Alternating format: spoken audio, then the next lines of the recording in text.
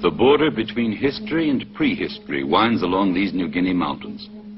Here we found the last caveman, still armed with clubs. He doesn't know what metals are. He lives in the most inaccessible caves of the mountain, together with his women and children, as wild and suspicious as a savage beast. We don't know what his reactions might have been had he discovered our telelens on him. These scenes appear to have been taken more through a magic telescope peering back into time than by a camera. It could be the photographic record of a few moments of life in the Stone Age. This is a day, a moment lived 4 or 5 million years ago. Nothing special happens, now as then. Everything follows unchanging instincts. Work, rest, children, food, the search for an organized society.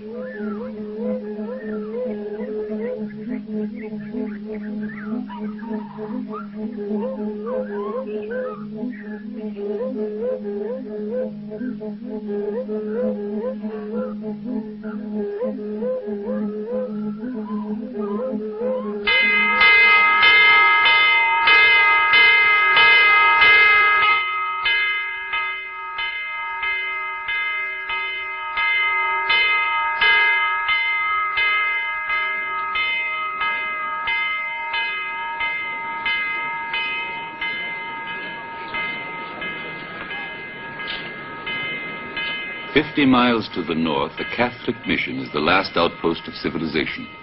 5 missionaries have been killed in these last few years before the sound of the bell awakened faith in these valleys.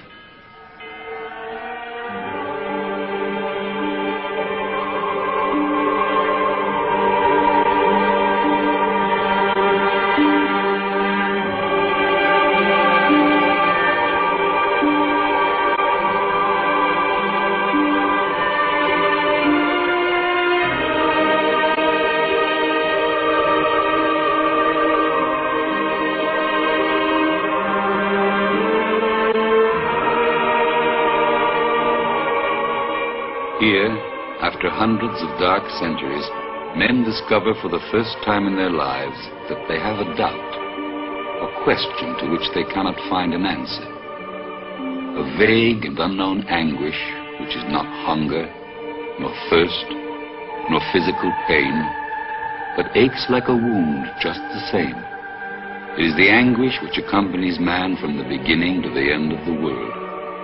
But they still don't know it. They discovered the world and themselves only yesterday. And today, already, they need a faith which will give them the hope of becoming better people in a better world.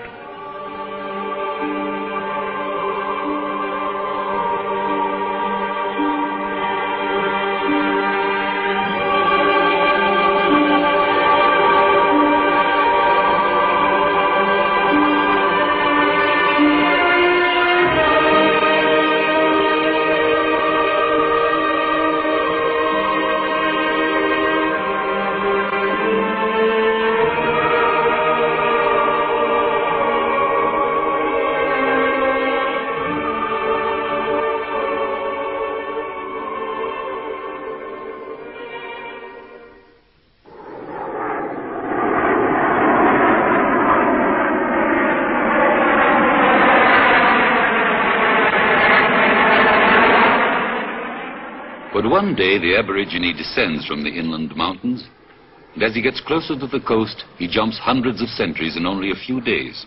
Here at Port Moresby Airport, where his trip through time ends, and where he cannot find a reason for all that he has been taught and has seen so hurriedly, the seed of the cargo cult, the cult of the cargo planes, is born in him.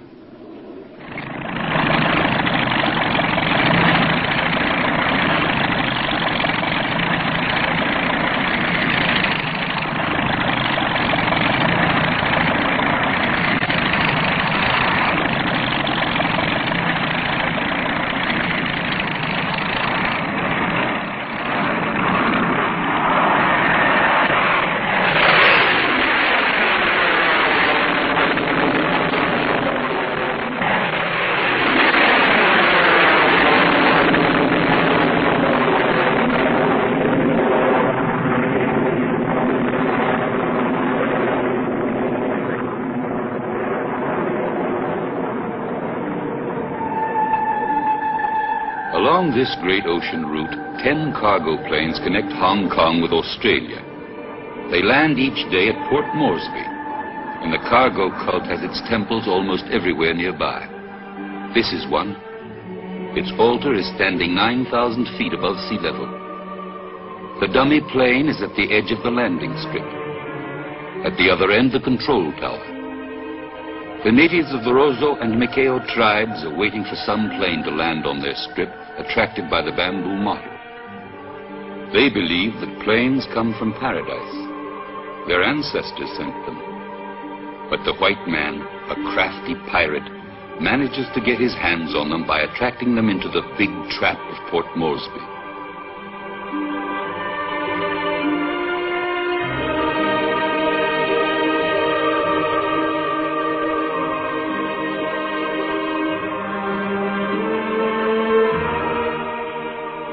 You build your plane too, says the cargo cult doctrine, and wait with faith.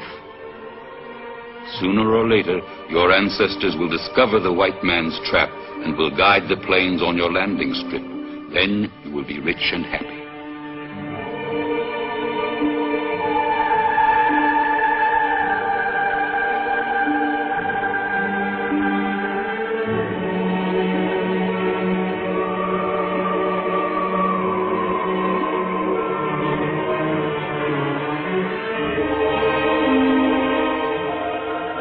They wait, motionless, searching the sky. There is no other world beyond these mountains, so the large birds that roar up there above the clouds cannot but come from paradise. There are only their ancestors in paradise. Therefore, only their ancestors can have built the planes. The spirits of the deceased cannot know the white men. Therefore, all those wonderful things that the planes carry were meant for their descendants. They've left the mission. They've forgotten their prayers. And here they are, waiting faithfully at the doorway to the sky.